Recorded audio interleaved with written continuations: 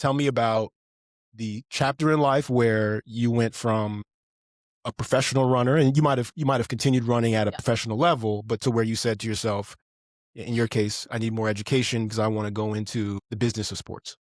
Yeah, so I mentioned I was a biology major and I always wanted to be a teacher. I've always loved to serve. And so upon graduating, same thing, right? I think my parents always grew up saying, get good grades so you can go to college. Okay, but what comes after, right? Like what's Mm. next? So I kind of graduated college and I was like, well, I don't really know where I'm gonna go from here.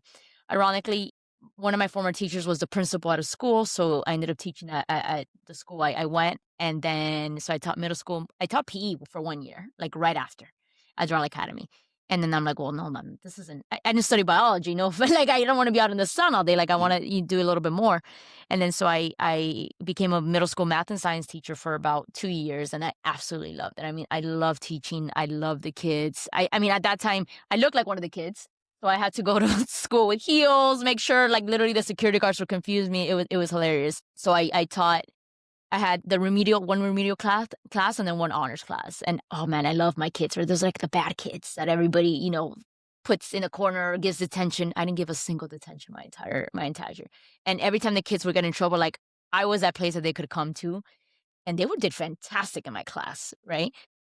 Fortunately, with the way the school system's going in terms that it changed into just teach for the test, right? Teach for the test. I felt like, okay, that's not my philosophy. That's not what I want to do.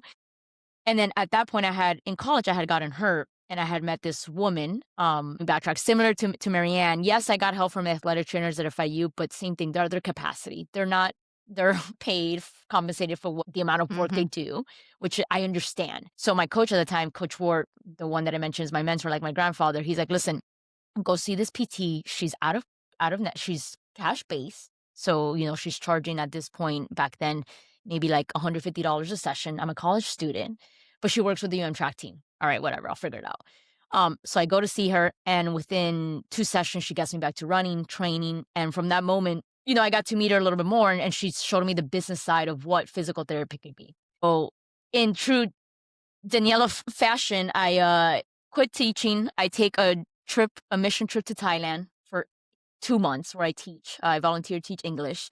And while I'm on that trip, I'm like, okay, I need to change the trajectory of my life. What's next? The group that I went with, by the way, I fly from Miami. My parents think I'm insane. I'm coming by myself, land in Thailand, no cell phone, no service, do not speak Thai.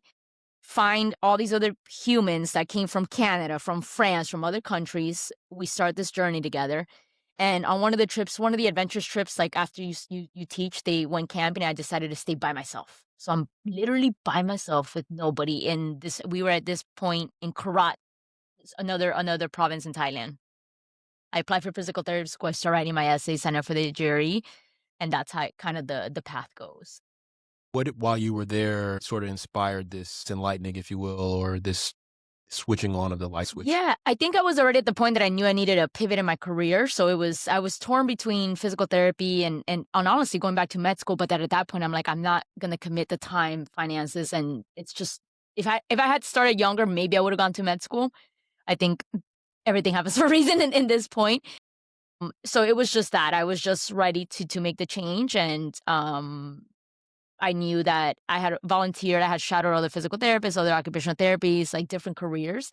And ultimately I was like, oh, it's physical therapy is the one. So, but that's my personality. Once I make a decision, like quickly don't look back onward, right? Like I don't think think things through sometimes, which sometimes comes back to bite me. But we won't go there. um, so I get accepted. I applied to 3 schools in Georgia. I get accepted to all of them, and then ultimately I ended up choosing Georgia State University because it had the most diverse program in terms of I'm Latina. No offense. The other schools were all white kids. Like I wanted some culture, some flavor. So Georgia State really like gave me that diversity. And a big part is a part of their program was they did service work. So they would go to Guatemala and treat, for a week, or they would go to Moultrie, Georgia, and treat like the migrant workers. So I was like, that's ultimately how I decided on Georgia State. And so I moved to Atlanta, Georgia for the next 7 Studied what? physical therapy. So I got my doctorate in physical therapy, which was 3 years full time of school. So it was intense.